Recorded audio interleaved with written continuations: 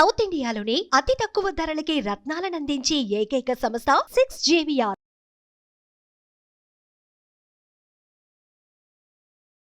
ఈరోజు సెన్సెక్స్ మళ్ళీ 60,000 మార్క్ దాటింది. యాక్చువల్గా మార్కెట్ పెరగడము తగ్గడము అంటే ఇది హిస్టారికల్ అయి కూడా కాదు, ఇంకా ముందుకెళ్తుంది. కాకపోతే నేను ఏం చెప్పదలుచుకున్నా అంటే జస్ట్ ఒక 2 వీక్స్ బ్యాక్ కూడా కొంతమంది మేధావులు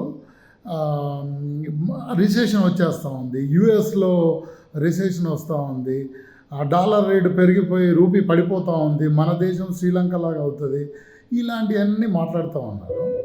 నేను చెప్పేది ఒకటే, రిసెషన్ వచ్చే ముందు రిసెషన్ వస్తున్నట్టు వీళ్ళకైతే తెలియదు.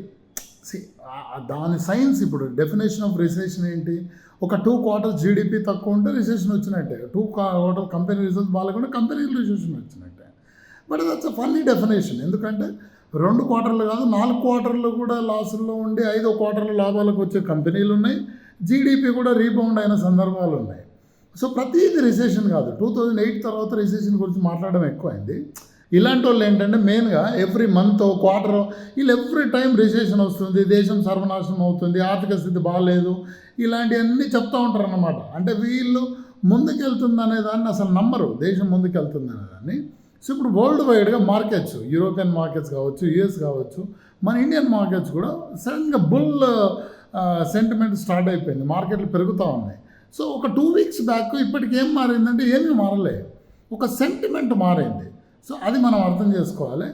ఎప్పుడు కూడా లాంగ్ టర్మ్ ఇన్వెస్ట్మెంట్ చేసే వాళ్ళు ఒకటే గుర్తుపెట్టుకోవాలి.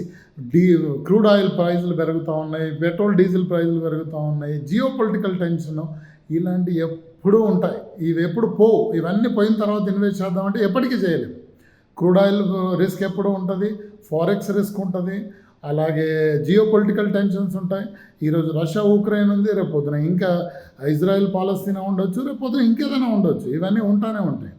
మార్కెట్ అనేది లాంగ్ టర్మ్లో ఉంటుంది. డెఫినెట్గా bulls will win in the long run. So మీరు ఇన్వెస్ట్మెంట్ ప్లాన్ చేస్తే 5 ఏళ్లకు 10 ఏళ్లకు ఈ వ్యూతో చేయండి. రీసెంట్గా రాకేష్ జుంజునవాలా చనిపోయాడు, ఆయన కూడా చెప్పిన పద్ధతి ఇదే. 10-15 ఏళ్ళ వ్యూతో ఇన్వెస్ట్ చేస్తే డెఫినెట్గా మార్కెట్లో ముందుకెళ్తాయి.